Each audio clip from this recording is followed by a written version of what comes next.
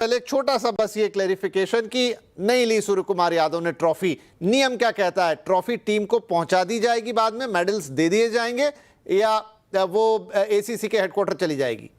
नहीं, एसीसी के headquarters Dubai stadium से करीबन 600 मीटर की दूरी पर है। अगर इंडियन टीम चाहे तो आज कलेक्ट कर सकती है, या उनके पास कुरियर में कल या परसों जब भी आना है तब 6 दिन बाद वो भेज देंगे, वो आ जाएगा ट्रॉफी और मेडल।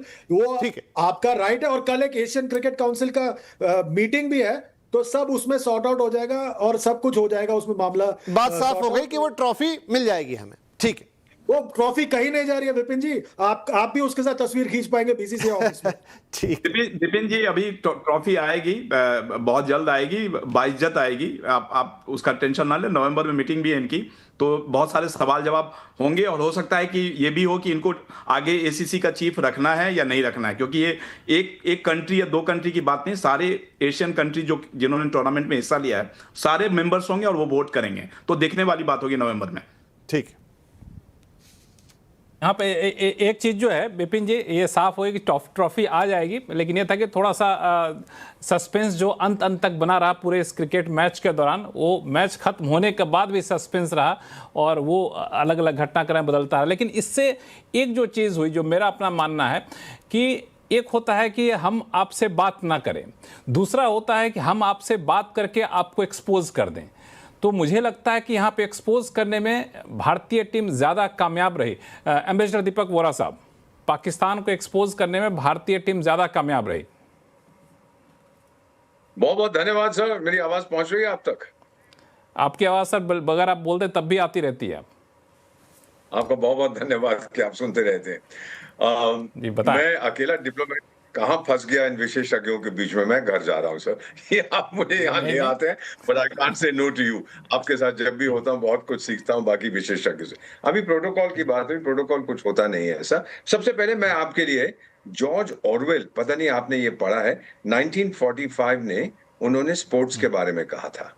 1940। और जॉर्ज ऑरवेल का बाय द वे जन्म हुआ था मोतिहारी बिहार में, और ही वाज लेस देन 50 जब वो मर गए थे। तो उन्होंने कहा कि जो सीरियस स्पोर्ट होता है इसका कोई भी फेयर प्ले के साथ संबंध नहीं होता। इसमें होता है इसमें गुस्सा होता है, इसमें हेट्रेड होती है, इसमें ईर्ष्या होती है, इसमें घमंड होता है, इसमें सारे कानून तोड़े जाते हैं। फिर बोले in other words it is war without the shooting. ये जॉर्ज ऑरवेल में 1945 में कहा था, और आपने इसको देख लिया। सब लोग कहते हैं कि cricket is a gentleman's game. बचपन में मैं तो हॉकी और फुटबॉल खेलता, तो क्या वो हुलिगन्स गेम है? ये जो इन्होंने दिखाया है कि जो प्रदर्शन किया है इस क्या नाम है इसका, ये जो होम मिनिस्टर अपने आप को कहता है वहां का, जो प्रदर्शन किया, it is anything but a gentleman's game. So protocol ये बताता है कि जो सीनियर मोस्ट पर्सन होता है नॉर्मली वो दे सकता है। It depends on the host. कई बार 26 जनवरी पर मिसाल के तौर पर जब मैं राजदूत था 6 देशों में, मेरा फर्ज बनता है टू हॉइस्ट द फ्लैग, लेकिन अगर कोई मंत्री आया वो कोई दूसरा है, उनसे रिक्वेस्ट करते हैं सर आप करिए। इसमें कोई हार्ड एंड फास्ट रूल नहीं होता। लेकिन मेरा मानना है कि ये जो प्रदर्शन किया है इस व्यक्ति ने, ये वही है ना सर जो व्हाइट हाउस में अपने चाचा आसिम मुनीर के साथ गया था, ये नकवी।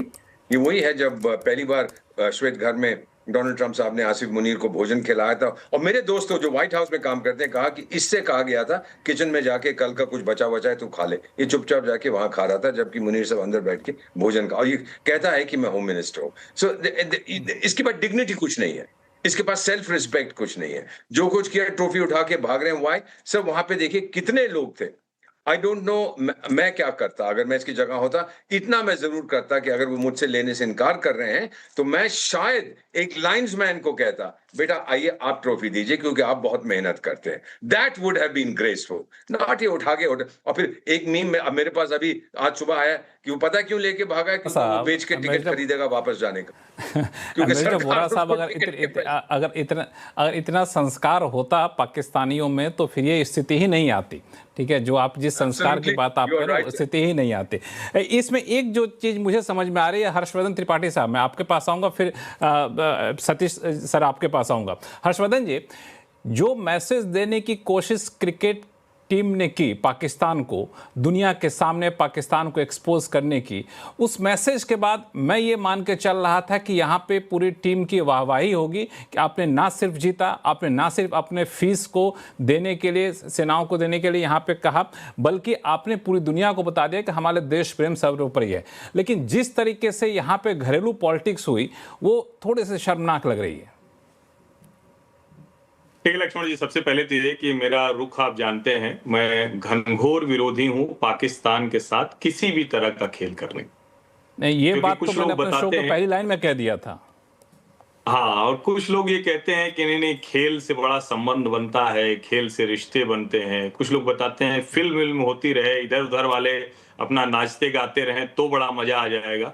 ये कुछ नहीं, ये तमाशा होता है। 75 सालों से इस बेवकूफी को हम देख रहे हैं, और मेरा ये मानना है कि धरती पे नेशंस के बीच में कोई पीपल टू पीपल कांटेक्ट या खेल, सिनेमा, ये सब कुछ लोगों को मजा आ सकता है। कुछ खेल से जुड़े लोग होंगे, वो इस्लामाबाद, कराची, लाहौर के किस्से सुनाएंगे। कुछ उधर वाले इधर आएंगे, यहाँ के दिल्ली, मुंबई किस्से सुनाएंगे। देशों का भला नहीं होता है। इसी तरह से सिनेमा में भी कुछ कलाकार यहाँ मौज करेंगे, यहाँ पैसे कमा के जाएंगे, और पाकिस्तान में तो वो भी नहीं, वाइस वर्सा वाला मसला नहीं। वो भिखमंगा जाहिल मुल्क है, यहाँ से लेके ही जाता है, आतंकवादियों को दे देता है। तो एक तो पहला मेरा जो क्लियर कट स्टैंड है कि किसी भी स्थिति में पाकिस्तान के साथ मैच नहीं होना चाहिए। एशिया कप में मैंने कल फाइनल पहला मैच देखा, और बड़ी सीधी सी वजह है, जब हमारा देश खेल ही रहा है और हम फाइनल में पहुंच गए हैं, तो हमारी भावना हमारे देश के साथ है। हमारे खिलाड़ियों ने कमाल का काम किया, और मैं उसको कह भी रहा हूं, लगातार मैं कह रहा हूं कि हमने बहुत से जो दौर जितना हमने देखा है, सतीश जी तो और दीपक वोरा साहब तो और आगे, ये लोग तो बहुत पुराने खिलाड़ियों को देखे, लेकिन जो हम लोगों ने श्रीकांत, कपिल देव से जो देखना शुरू किया, फिर वो अलग अलग जिसको कहें कि ट्रांजिशन होता चला गया, फिर सौरभ गांगुली, सचिन तेंदुलकर, फिर वो, तो यहां तक जब हम आए तो ये जो रोहित शर्मा और विराट कोहली वाली जो जोड़ी थी ना, इसके बाद हमें लगा कि ये वाला हम कहां से लेके आएंगे। इस एशिया कप ने उसका जवाब दिया है। इतना स्मूथ ट्रांजिशन, इतने शानदार खिलाड़ी हमारे, क्या फिट हैं वो एकदम, मतलब मैदान पे उनकी फिटनेस देखने लायक होती है, और कितने विटी हैं, कितने हाजिर जवाब हैं, वो भी कमाल का काम किया है। क्योंकि अभी अभी रोहित और विराट कोहली, क्योंकि धोनी युग से इधर आने में ये समय लगता है, एक तो उसका जवाब मिल गया, ये हो गई दूसरी बात। अब तीसरी बात ये कि जो किया वो ठीक किया कि नहीं, बिल्कुल ठीक किया। इन जाहिलों के साथ हाथ क्या मिलाना, इनसे ट्रॉफी क्या लेना। अरे नियम उनके साथ होते हैं जहां नियम जिनके साथ किए जा सकते हैं। आप लोग बार बार, आप और विपिन दोनों एक शब्द का इस्तेमाल कर रहे हैं, प्रोटोकॉल। प्रोटोकॉल क्या होता है भाई? भिखमंगा जाहिल मुल्क है, उसके साथ प्रोटोकॉल वगैरह क्या है? अरे ठीक है, ये इंटरनेशनल जो भी कंपल्सन है हमने खेले, अच्छे से पीटा, पीट के पटरा कर दिया, धो के सुखा के किनारे कर दिया, खत्म कर। इससे ज्यादा हमारा क्या रिश्ता है उनका। अब लेकिन आखिरी जो सबसे जरूरी बात है लक्ष्मण जी, अगर एशिया कप के बाद भी सरकार और बीसीसीआई को यह लग रहा है कि हम खेल के कुछ भला कर लेंगे या कुछ हो जाएगा, तो मुझे लगता है इससे बड़ी मूर्खता कुछ नहीं हो सकती। एशिया कप ने दिखा दिया कि हम खेलेंगे तो घृणा, जहर और ज्यादा फैलेगा, और अंत में जितना पैसा उनकी जेब में जाएगा वो आतंकवादियों के पास ही जाने वाला, और कहीं जाने वाला है नहीं। बाकी हमारे खिलाड़ी बहुत शानदार काम किए, पूरा देश उनके साथ है, एक शानदार बहुत जबरदस्त जीत रही, उसकी बधाई।